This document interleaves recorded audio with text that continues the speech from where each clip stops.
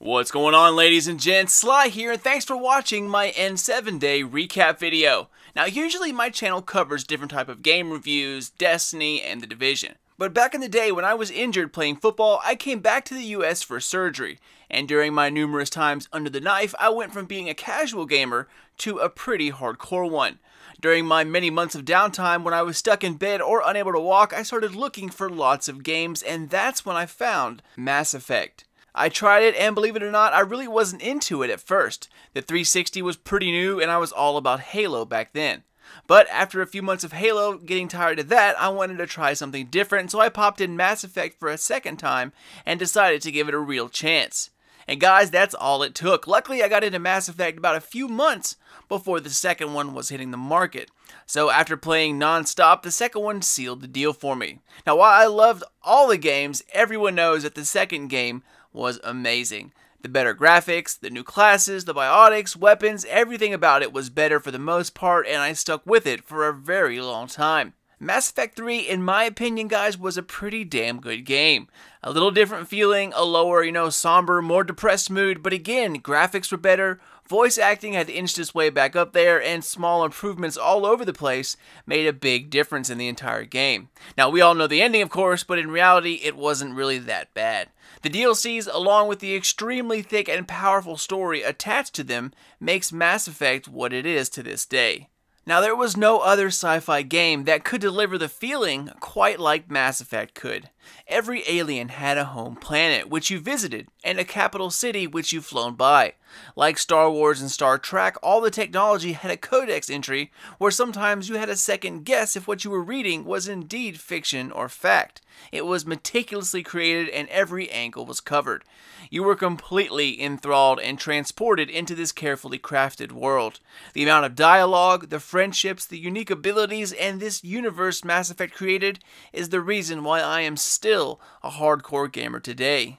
Now, with a new game coming out in the spring, I'm nervous to see if they can recreate the atmosphere and the character connections that made the original series memorable, while still keeping things new on a completely different timeline. Now, I plan on keeping track of as much information as possible until release. So since the Cylon has been broken, bits and pieces will slowly start trickling out until that day, and I cannot wait to see what's in store. So in this video, I just want to talk about what we know so far, at least all the important parts. I want to start making more and more Mass Effect videos so I can connect to other gamers out there who are just as hardcore into this universe as I am. So let's start with what we know so far, and I'm going to go over a bunch of different things from a lot of sources. So let's get to it. N7 Day has come and gone, and while it wasn't as much information as I originally had hoped, cough cough, gameplay, cough cough, they kind of taken the playbook from Destiny and started letting media outlets like Game Informer help release information through their game hubs. Slowly throughout the months, Game Informer will update the hub with new information, and it all starts with their main article and, of course, the N7 Day trailers. So to give us a sense of time here, we now know that Mass Effect Andromeda will take place right at the beginning of the Shepard era. From what I've read, Andromeda starts and leaves the Milky Way galaxy 2 years after the attack on Eden Prime, which is the year 2185.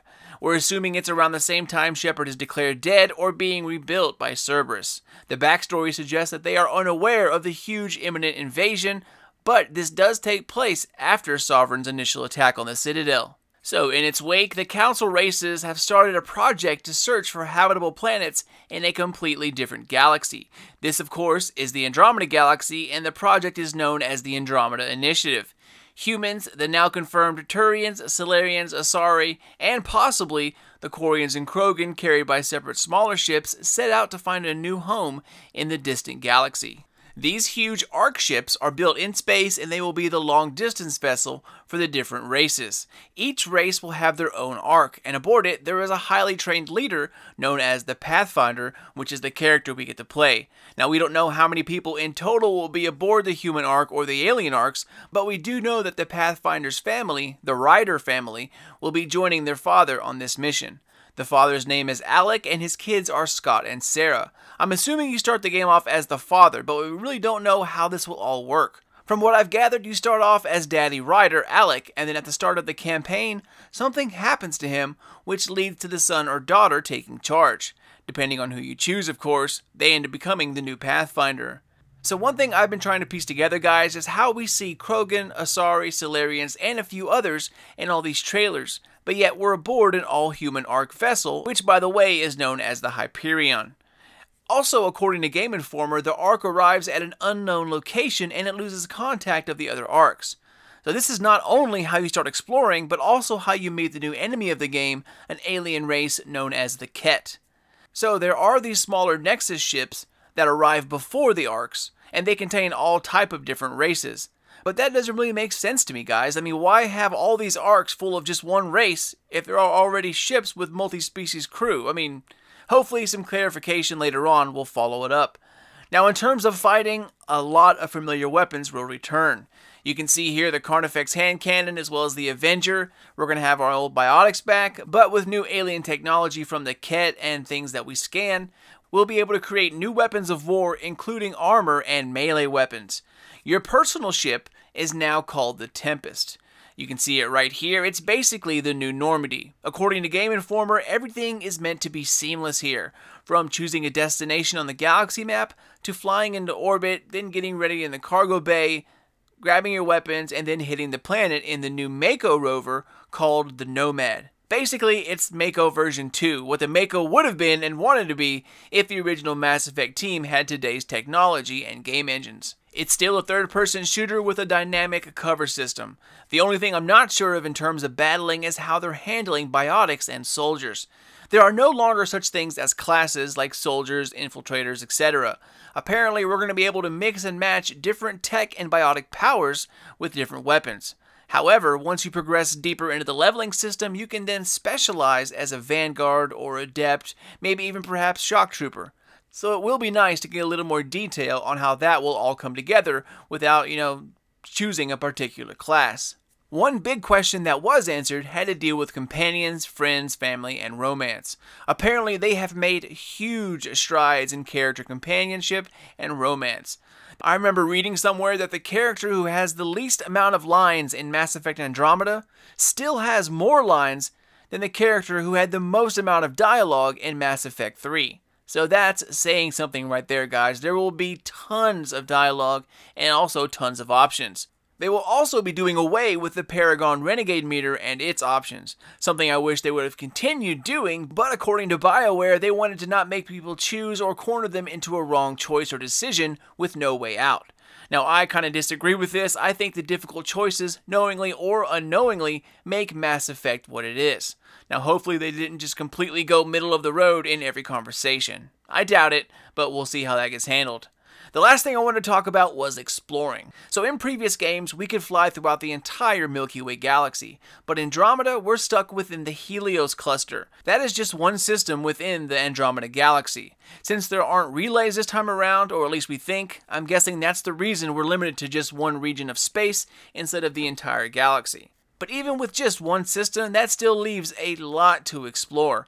Planets won't have, that linear slice you can explore like Mass Effect 1, and according to Game Informer and other sources, each planet will be huge. They're going to have buildings, caves, underground areas, etc., and you can explore it all. They wanted to make it feel like this is an actual planet than just a small slice of one area. Now, you don't pilot the Tempest per se. What happens is that your galaxy map is meant to be way more immersive this time around, and it will engulf your entire vision when you're on board. You'll zoom in towards the planet, and as you pick it up and zoom out, you'll be able to see the planet itself coming into view from the ship's windows. They really wanted to create a seamless experience with no loading screens. Hopefully they did it right, because I would have preferred loading screens over subpar landings. But again, we'll have to wait and see. Next up, scanning will have a huge role in Andromeda, guys. You scan for resources, you scan for planet information, security, and a bunch of other things. Each planet will have different zones or different dangers. Some safer zones can be landed on, but still they'll contain dangers that you have to deal with the further you explore. And the deeper you travel into the planet, the tougher the areas become. Some even contain super bosses which you can't beat until you level up, so that encourages you to come back and to keep exploring. There will be also some new type of crafting through scanning of new technologies and discoveries, and a whole new customizable system like Mass Effect fans have never seen before. Just like in Mass Effect 2 where you can scan a rifle and then pull out an upgrade for damage, here Ryder can scan technologies, plants, animals, rocks, and that data can be used to learn new things about the environment or pull out new technologies and adapt them to your needs. I'll post the link in the description box below of the bullet points about what we learned so far, but besides a few things here and there, it sounds absolutely awesome, guys. It sounds like what every sci-fi space game strives to be, but never gets quite right, and I cannot wait. I didn't even get into the Apex Force, the multiplayer aspect of things, which is supposed to be similar to Mass Effect 3's multiplayer, but of course refined and enhanced. Lots of customizable options, gear, weapon, modifiers, maps, and it sounds like tactics will play a much bigger role this time around. Now, I'm sure I'm missing small pieces here and there, but this is just the gist of what we learned so far. This Mass Effect seems to have a few major goals. Seamless exploration and from ship to galaxy map to boots on the ground. Major efforts on deep character connections, friends, romance, booty time, as well as different connections altogether by adding the family element into the mix. Lots of customizable options, a more fluid combat system, and this time around, they're putting an emphasis that you're the alien invading someone else's home, but you're doing it to survive. Are they simply savages just to make war, or are they protecting themselves and their land? I can't wait to explore that angle. There seems to be many sub-stories on top of the main plot, and tons of side quests or side missions that will take you all over the Helios cluster, and on top of side stories, romances, and friendships, loyalty missions will return and it will be back in a big way. Mass Effect is the reason why I've become a hardcore gamer, and I really hope that the next installment does this game justice in every way possible. I'm sure I've missed a few small details, but the main things we've learned so far are all here. You have to know the previous games pretty well to understand any of this, but with all the Mass Effect games now backwards compatible on Xbox One, along with them being in the EA Access vault, now is a great time to play the trilogy. Alright, so before I go, guys, check out all the links down below. Sign up for the Andromeda initiative and watch the videos. Sign up will grant you some in-game items as well as other goodies. But that's about it, y'all. This is everything I've taken away from what I've learned so far from N7 Day. Now, there's a rumored tech demo for multiplayer coming out soon, so that will be something to see. But that's all I got for you guys. Thanks for watching, and cannot wait to start a new series of videos dealing with my favorite game of all time, Mass Effect. Hope you guys will join me along the way. As always, thank you guys so much for watching, and if you want to keep in the know about everything Mass Effect, Destiny, or The Division, follow me on Twitter at SlyNation. I try to make as many vids as work allows, and hopefully one day this can be my work. Keep an eye out for more videos coming out from my channel here very soon, but until then, this is your boy Sly. Later, guys.